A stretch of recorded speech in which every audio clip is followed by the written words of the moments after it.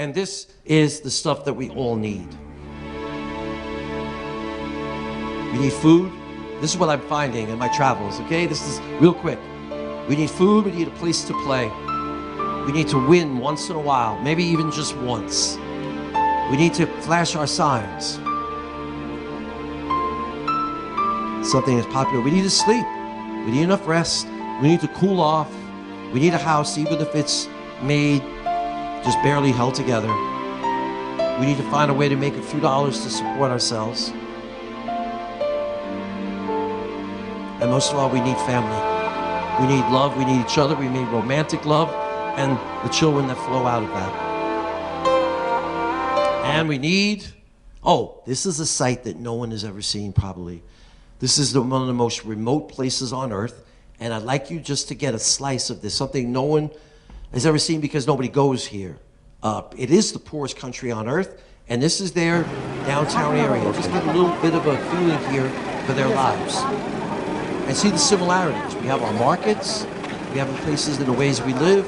Might be very primitive, but it's the way it is.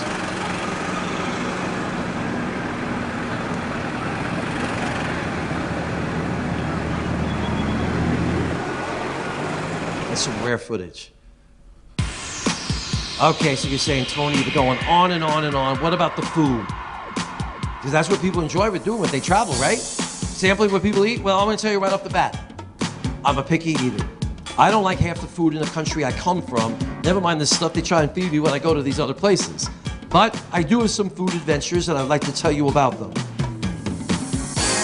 Posho. Posho is what they eat in Africa. It's made of cassava root and corn, and it's smashed together and heated up in these huge vats, and they eat it several times a day. There's a lot of nutrients. And let me tell you about posho. It's the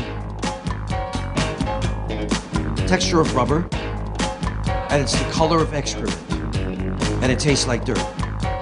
And they made me eat it everywhere I went. There it is. Bon appetit. They love it though. They love it.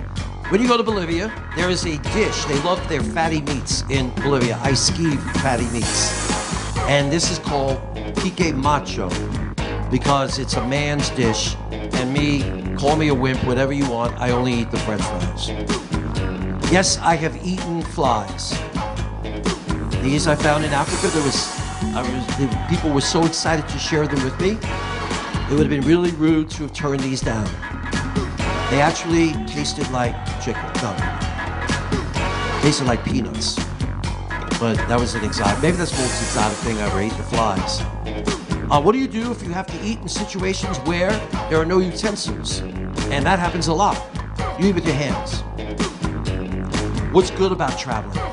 In South America, they have ice pops that blow away anything we have in this country. Now, I swore that I would never drink a liquid out of a plastic bag. That was one of the things I said I will never do. Well, this past summer, I have loans that I give to people in my community, and this woman started a slushy kind of a, kind of an icy kind of a business, and I wanted to support her, so there I am sucking on the plastic bag filled with cantaloupe, frozen icy stuff that was actually kind of good. Not so good for my stomach, but it was good. Nicaragua's got pineapples, the best. And they're only like a quarter. And then you come back to the States, they're $3 and they taste like garbage. Very hard. And then there's fry bread. If you ever go out west, you must have the fry bread, either directly as a dessert or with Navajo tacos. The way to eat. This is one of my most bizarre situations. It's in Myanmar. I funded an educational program there. And they were really happy, and they were grateful. And they said, we're gonna throw a feast for you. And so I went to the place where the feast was for me, and this table, this is only like 1/3 or 1/4 of the amount of food that they put out. But everything had been cooked in what must have been a rancid cooking oil. And it smelled so bad. I'm trying not to vomit, just not even eating it. But what happened was, there was a bowl of rice. And I said, I have a bad stomach and I feel so bad. You've gone through so much trouble to prepare all this for me, but I'm just not going to be able to hold it down.